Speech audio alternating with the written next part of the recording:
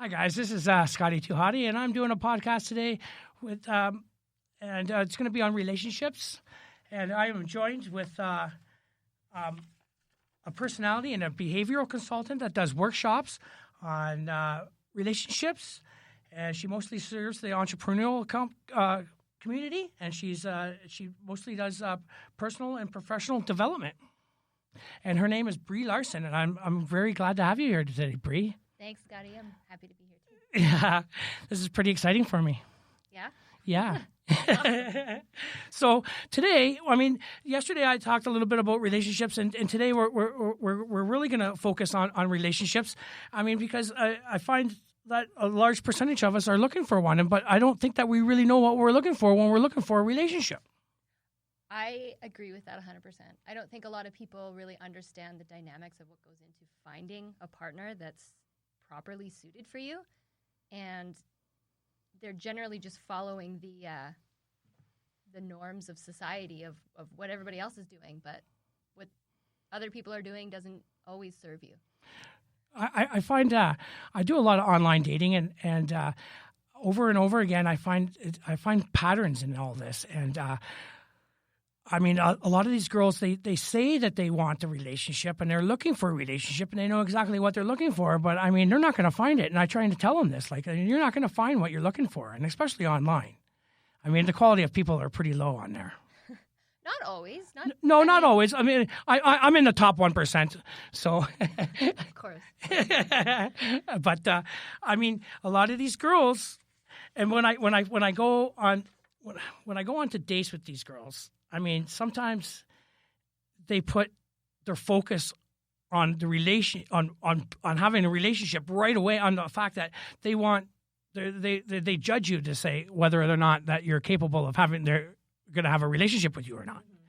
Mm-hmm. I think we need to back up for just a second here, because if you're talking about online dating specifically, there's a couple of different things that go into it. My background is psychology, first of all, so I always look at things from that dynamic. But number one, men and women are very different in their approaches to dating and the goals of what the outcome is that they're looking for. Well, we all know what a guy's is, right? Exactly. And that is what most women judge. So when they blow you off or they ghost you online or whatnot, it's most of the time probably boiling down to the fact that they think that you're solely after the physical aspect. That does happen to me quite a bit. This summer, I went through a string of women, and I was probably going through about one a week, and I've had to slow up a little bit. I'm going to go for quality over quantity, right? Exactly. But I found that after I slept with them a few times, if the sex was great, but a lot of them thought that I was using them for sex, and that really wasn't it. I'm blushing. That also boils down to psychology as well, that men are more after the physical aspect of sex, whereas women are chasing the emotional rush that it creates. Yeah. So if you just end up having sex and you don't continue with any form of relationship, for them it's not actually going to manifest into anything. So are you saying that just a purely sexual relationship is a bad relationship? No, not at all. There's definitely women out there, and obviously men, who are looking for something that's purely physical. I'm not saying that. Most of these are generalizations based on a large sample size of data that's been collected over the years. But the majority of women are chasing that emotional connection that comes from sex. I'm not that guy that pulls my pants on and then leaves right after. I'll I would hope not. I'm going to stick around. When I'm in a new relationship, and I've been in lots of them over the years. To me, and a new relationship means lots of sex. And what better way to get to know somebody than to get naked and be together. It shows to me that you're opening up to somebody, and then when somebody gives themselves to you, that means something to me. Anyways, right? But that's where your personal idiosyncrasies come in, because for your personality type and your love language, I'm not sure if you know anything about love languages. No, we're gonna cover that. I seen that love languages. I'm like, ooh. So for your love language, it's likely physical touch. So for you, you give and receive love through that means. You like it when someone is playing with your hair, or they're rubbing your arm, or holding hands, or rubbing your back. I do. And you reciprocate love by doing the same things. You probably touch their arm or whatnot. Yeah. And sex is part of that. It's a physical act. And it, for men and women, can represent love. Whereas if you're with a partner who doesn't display physical touch as one of their top 2 means of transferring love, they're not going to see it that way. They're literally going to see it as, this is a chore. I'm doing this because he likes it. Yeah, and if a girl feels that way, there's no way the relationship is going to last. And I mean, I mean, that's just the thought of that gives me a little bit of the heebie-jeebies a little bit. I mean, I want a girl to have sex with me because she wants to. Oh, exactly. Yeah, not because she has to. No, exactly.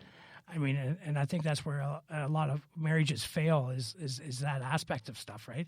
I mean, how do I choose a perfectly matched partner for myself, Bri? I'm glad you asked. So there's a few different dynamics that go into it. Like we just mentioned, there's the love languages. To be perfectly matched on that level, you're already starting off great. But the other aspect is different personality types. And my background is in psychology and personality, the study of different personality types and assessment, using that assessment for different applications such as relationships. Well, so tell me exactly what kind of personality would fit me the most, because I want a girl. I mean, there's not enough room for an ego. There's 2 egos the size of mine in one room, right? I mean, so I don't want a girl exactly like me, but I want her to compliment me. Right. So within the different personality types, the idiom still exists that opposites attract. So your opposite personality type, as much as you would be suited because you complement each other's weaknesses, you also have to be very aware that because they're your opposite, you are going to clash on certain things. And if you know that going into it, you know how you can work around it to make the relationship work.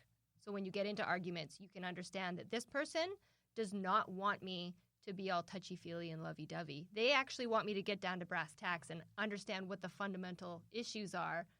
Let's talk about it logically, analytically, and then we can have lovey-dovey after. Well, there's nothing better than make-up sex after break-up sex. Exactly. So depending on what your personality type is and depending on what your partner's personality type is, those are the types of questions that you need to answer for yourself before getting into a relationship to allow you to find that perfect match.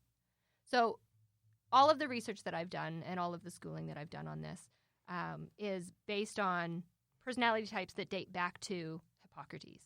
And since then, there's been iterations on that type of research to bring us forward into the different personality types that we've got nowadays, which if you've ever done the the DISC assessment, the Myers-Briggs personality assessment or whatnot, those can get very complex and confusing. So the one that I'm certified in breaks it down into color groups, and there's 4 different colors: orange, blue, green, and gold. And I hope I fall under gold, Bri. I can tell you right now, you are definitely not gold. You are an orange personality type through and through. Tell me about what an orange personality is. So I'll cap them very quickly for you. The orange personality type is fun, outgoing, sarcastic. They are spontaneous. They like to be the center of attention. They're often the class clown. Anything that they can do to crack a laugh or get attention to themselves, they will do. Oh, that sounds like me. These people are very good in the sales types of roles or something that's on stage or puts them center of attention like a podcast.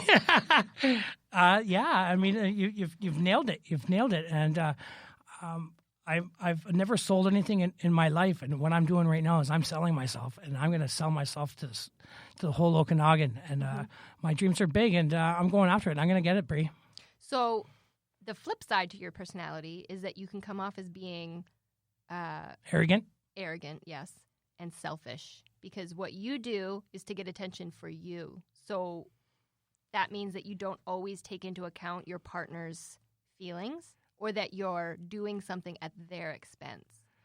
So being very aware of how you make other people feel is going to be something for you to work on and for you to be aware of going into new relationships. I am very aware of that. I mean, and you've nailed it. I mean, like in the past, I was a very selfish person, and in all reality, I am the least selfish person. I mean, like I'm that friend that you can count on. If I'm your friend and you called me, I'd be there for you right away. And that's the thing that my friends love about me the most. And I am selfish, and sometimes I mean I am narcissistic. I mean,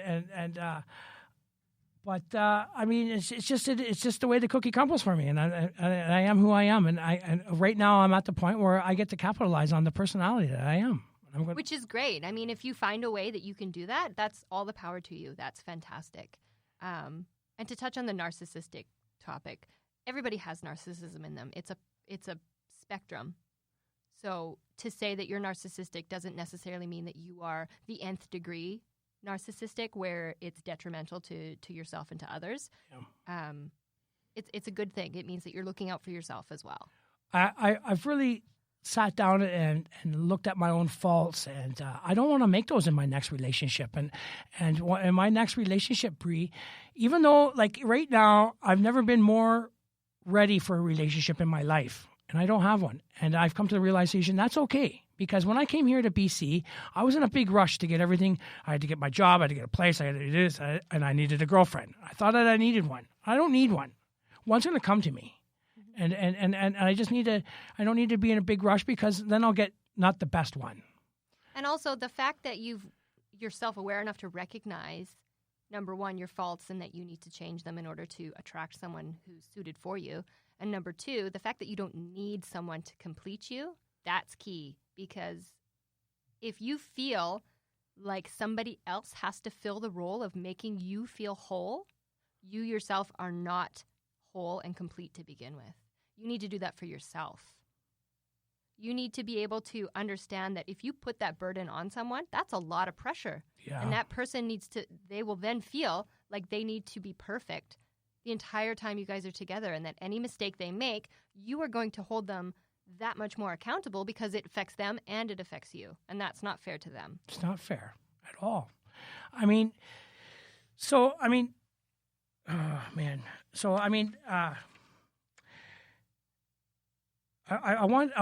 a relationship. I want a relationship that somebody invests as much time into me as I'm willing to invest into them. I mean, and that's something that I didn't do before. And that's something that I'm really, really, really willing to do this time, is that I want to show them.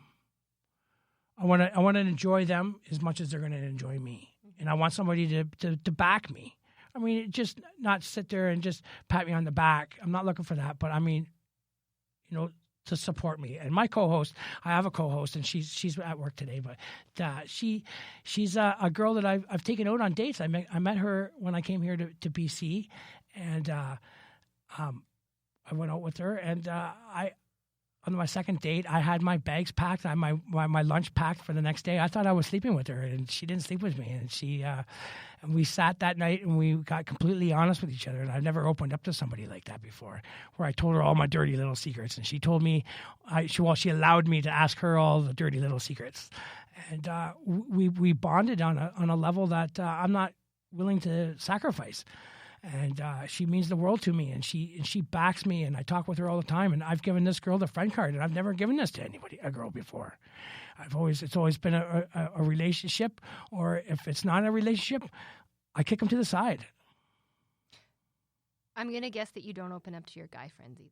Oh, I do so much. Do you? Oh yeah, my friends can come to me, and I give them what they love about me the most is that I am so open.